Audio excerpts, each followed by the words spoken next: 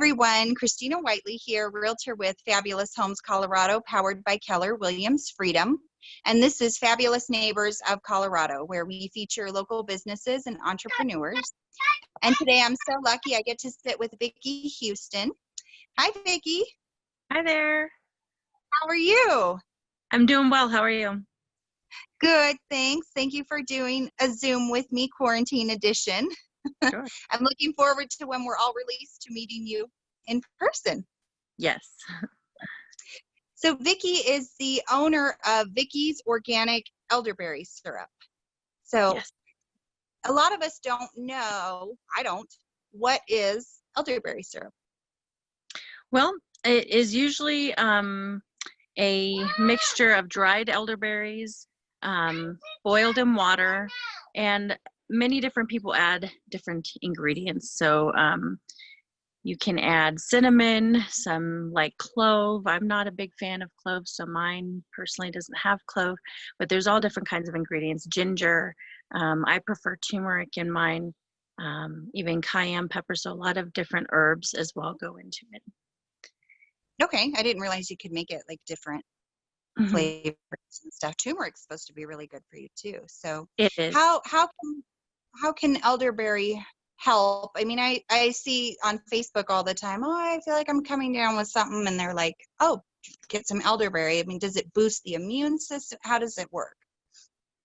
Essentially, that's exactly what it does. It's causing something called a cytokine storm, and what that is a bunch of cells going into an overload, essentially. And Dr. Shiva Ayyadurai will say that the immune system sits on a spectrum and that homeostasis is actually in the middle. And in his theory, causing a cytokine storm could be dangerous because we're actually pushing the immune system, we're boosting it, we're pushing it beyond its homeostasis, which could potentially be bad.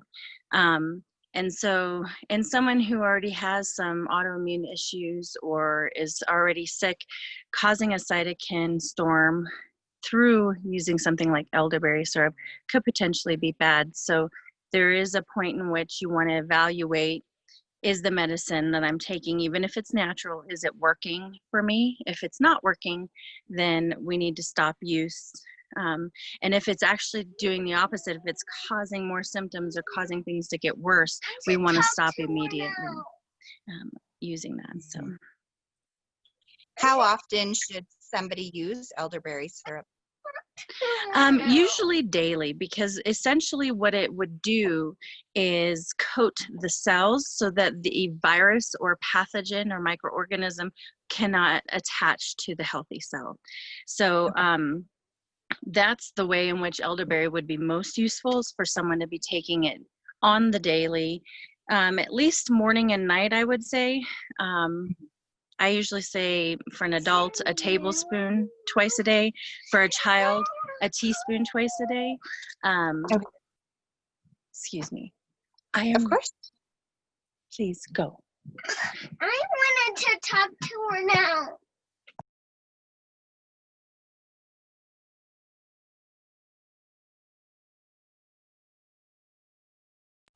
I apologize. I've got a 4-year-old who's asking all No, kinds you're fine. We're all working from home. Yeah. It's a challenge. Mercy. So remind me where we were at. How often should we use elderberry? So every day. I would say every day to get the best benefit out of it. Of course, if you're already getting sick or showing symptoms, it can definitely shorten the duration or severity of whatever, illness it is that your body's going to have to fight off. But everything is contingent on how your immune system is currently. So the person looking to try elderberry syrup or any kind of natural remedy would really need to take a self-inventory of where is my immune system currently at? Am I autoimmune compromised? Do I think that I get sick often? If I do, this might be something that could benefit me long term, but I've really got to evaluate how it affects me. and know if this is something that's safe for me or not. So it's really an individual thing. And some may say talk to your doctor, but ultimately doctors really can only give us advice, and the decisions are typically up to us to make as far as how we want to treat ourselves. And so I always like to give more information about how elderberries work and the immune system works so that people can make the best decision for themselves and how they want to use it. I know when I've been sick, I've upped the dose to hourly. I'll take a tablespoon hourly, if not more, until I start to feel better. And then there's been other times where I've taken elderberry syrup and it's not helped. It actually has seemed like it's making me worse. And so then in those times, I've stopped the use of elderberry syrup and or Okay. soda water, whatever natural other remedies that I'm using. I may stop that use depending on how my body's reacting. So. Okay. Interesting. And what does it taste like? They're pretty tart. Okay. Can be pretty tart. So I like to add a lot of cinnamon to help. And then at the end, I add a lot of honey to help cover that as well, because it can be pretty hard to take. I'm not, like I said before, I'm not a fan of clove, which is also a really strong flavor. And so I don't use that in mine. Typically, I would use alkalized water, dried elderberries. I like orange zest, because there's a lot of medicinal value in the zest. And then I cut up the orange and also put that in. So I also use the rest of the orange. I use fresh ginger. And then I also put in a lot of cinnamon, usually 2 different kinds, Saigon cinnamon as well as Ceylon cinnamon. And then I also put in Ceylon cinnamon is supposed to be really good for diabetics. There are some diabetics who get off of their medicines just with Ceylon cinnamon. And so then I also put a lot of turmeric, a little bit of cayenne pepper. Over the last 6 months, I've put a lot of cayenne pepper in my batches because there's been a lot of bugs kind of going around, and that's a natural antibiotic and natural antimicrobial. And then I'll boil that down for about an hour and add honey at the end when it's cooling. And honey usually to taste until the batch tastes most kids would be willing to take it. And my son usually will do a taste test and approve each batch to let me know, okay, there's enough honey in this one. Yeah. Awesome. And then is there ever a time that maybe I shouldn't use elderberry? If you're taking it and you feel that it's making you worse, definitely stop immediately. Or if you're taking it and you do not feel that it's helping, you're not seeing any benefits, then it may not be something for you. On the whole, fruits tend to be astringent and can really get the lymphatic system moving and draining, which can pull up a lot of things and make it appear like you're getting sick. And a lot of times with natural therapies, there's this Herxing reaction that will happen, named after Dr. Herxheimer, where you may get sick initially more before you start to heal. And so there's always that to consider. However, usually if something's not working for me, I stop use immediately, reevaluate for a few days. I personally like to do like a water fast for 24 to 48 hours because that in itself will cause autophagy. Usually around 72 hours is 3 days is where autophagy starts, but that's the dying off of the cells that are not working very well. And so essentially, that can kind of reset the immune system, doing a water fast. So that's something I tend to go to if something's not working for me, or I've been on silver water for a period of time and I don't see an improvement. I'll stop use, reevaluate. I like to do either just fruit or a water fast because that'll really remove a lot of phlegm and congestion, which are really astringent. And I think that is why elderberry syrup is so efficient, is because it is a fruit and it has those astringent properties. So it could technically be any fruit. It's just that elderberries have a high concentration of vitamin C. So technically, you know, you could be making fresh orange juice squeezed every day to get kind of the same effects. Okay. The benefit with a lot of the elderberry syrups is that it's an herbal concoction as well as the berries themselves. So it's usually not just the berries. It usually will have cinnamon, cayenne, possibly turmeric. And those are actually herbs that can be very beneficial as well. So everything kind of works together in a really nice synergistic fashion to help the immune system kind of just, they call it boosting, but it's more just reminding it, you know, sending in the T cells where they need to come, the white blood cells, just kind of boosting everything. This is where I think detoxing can be really helpful also, because then you remove the pathogens or toxins in the way of the mitochondria doing their job, which also affect the immune system. So Yeah. but we'll talk about that also. Yeah. How does somebody order from you?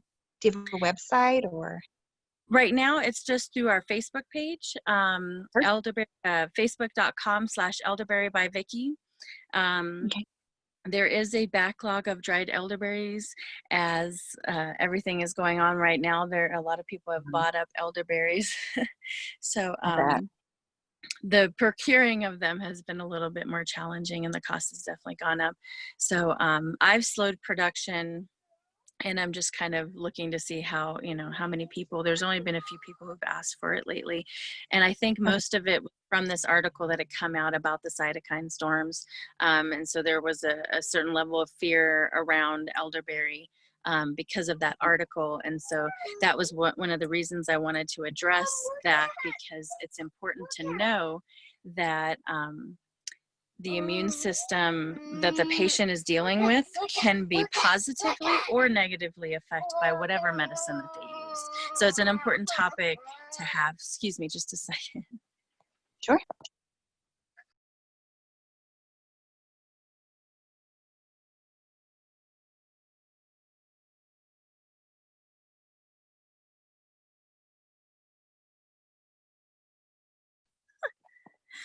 Okay, my apologies.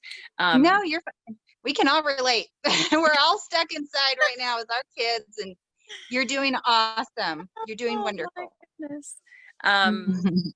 Yeah, so there's I really like to empower people to be their own doctor and know how the immune system works, but also specifically their own body, because they're going to know better than anyone. Well, when I take acetaminophen, it doesn't really work, but if I take this, it does. You know, so a lot of what I try to do is educating and just building their confidence so that they know that they can make those decisions. And it's, you know, if you're taking something and it's not working, it's okay to stop. Or if you're taking something and it's actually making you feel worse, stop immediately. Immediately stop. It doesn't matter if it's pharmaceutical or natural, but a lot of times people think, well, it's a natural medicine. It shouldn't make me feel worse, right? So Yeah. there's maybe a bit of cognitive dissonance that happens there.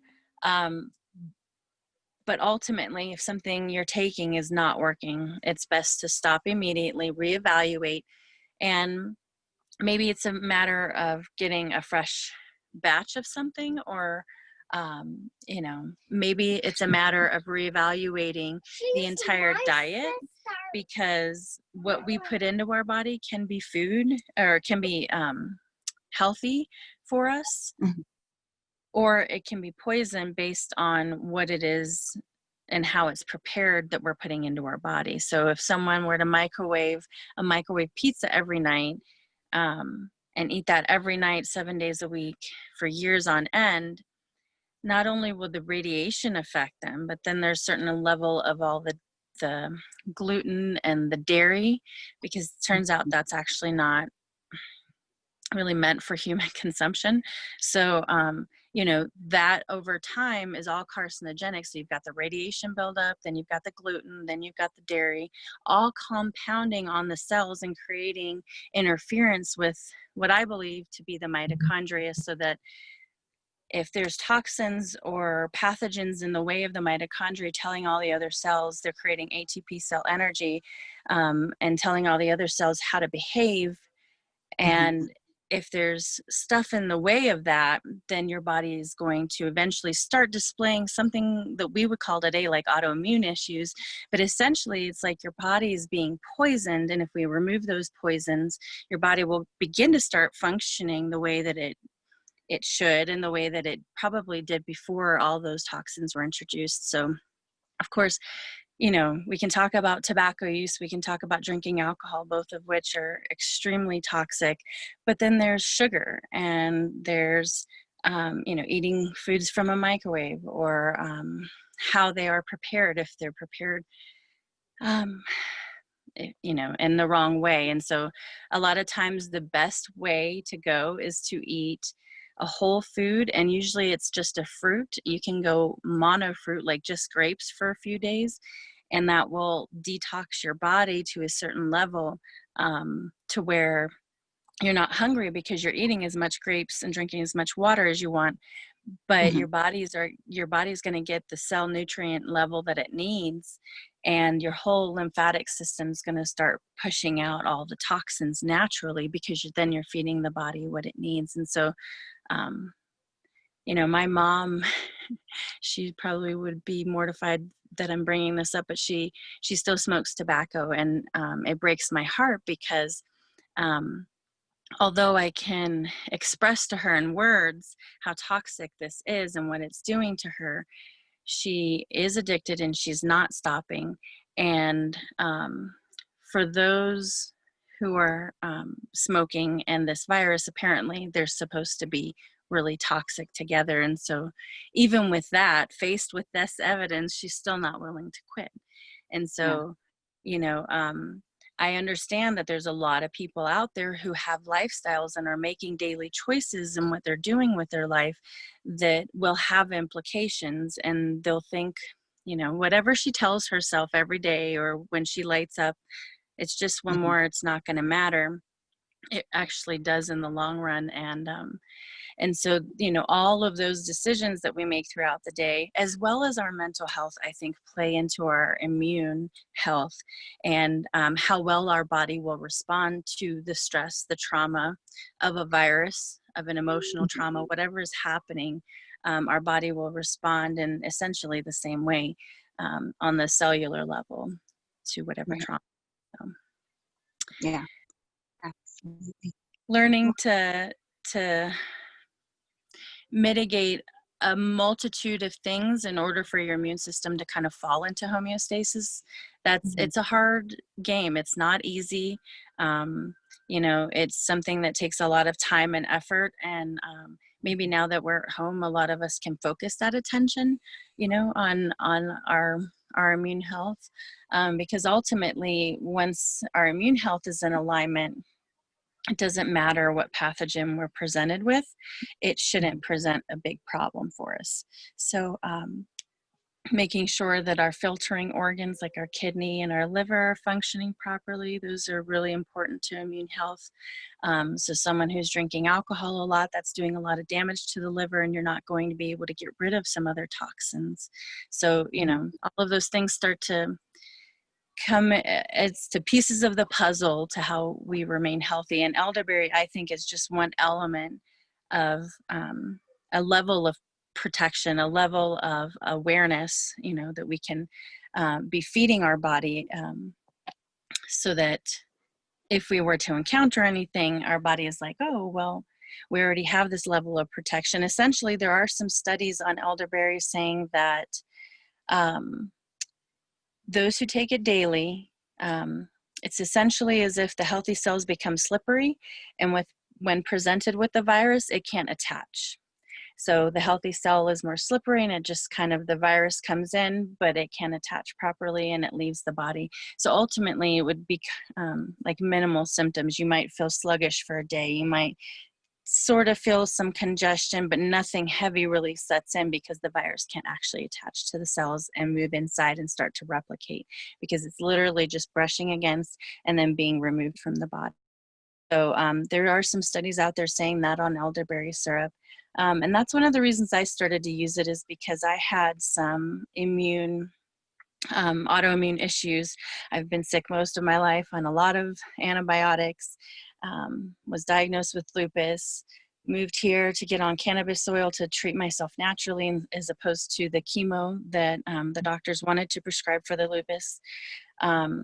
Ultimately, my rheumatologist says now I no longer have lupus. She thinks it might have been a misdiagnosis, but it could have also been that I helped my body heal in a different way that they are just not used to seeing. But elderberry syrup was one of the tools that I used to kind of help my body go back to homeostasis. There's a bunch of different tools. I drink a special water.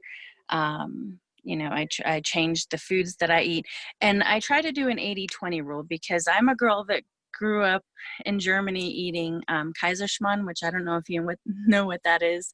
It's like pancakes with sugar on top and applesauce on the side. So it's gluten, lots of gluten and sugar. Yeah. Sugar. So I'm sure I had a candida issue because of the sugar overload. And then the gluten, turns out my body just doesn't tolerate it very well. And I was lactose intolerant, and they were feeding me whole milk, which was also in the pancakes. But so what I grew up eating, a lot of not so healthy foods, and my body still craves that sometimes. So I try to do an 80-20 rule, where I eat 80% healthy, but allow myself a small meal here and there of something that I'm craving, so that I don't feel like I'm missing out completely. Kind of have a little bit of sanity in it all, but I try to work towards 80-20. So, if you have a day where you mess up on a meal or the whole day, don't be hard on yourself. It's not that big of a deal, but as long as you're aware that you're trying to make progress in the future, we will constantly be making those better choices, and I think that's ultimately what we need. She's my sister, so I want to talk to her. I'm not talking to my sister Katie right now. Okay? Yeah, and she is my sister. He thinks I'm talking to my sister Katie, so he's like, I want to talk to you. Oh, no, I'm not. I'm no fun. That's Sister Katie. Awesome. Well, thank you so much for educating us. I will definitely put all of your information in the description below so that people can reach out to you and get their syrups and their questions answered as well. And if you would like to be featured, go ahead and make a comment below as well, and I will reach out to you. Remember who to call for all of your fabulous real estate and elderberry needs. Make it a fabulous day. Bye. Bye.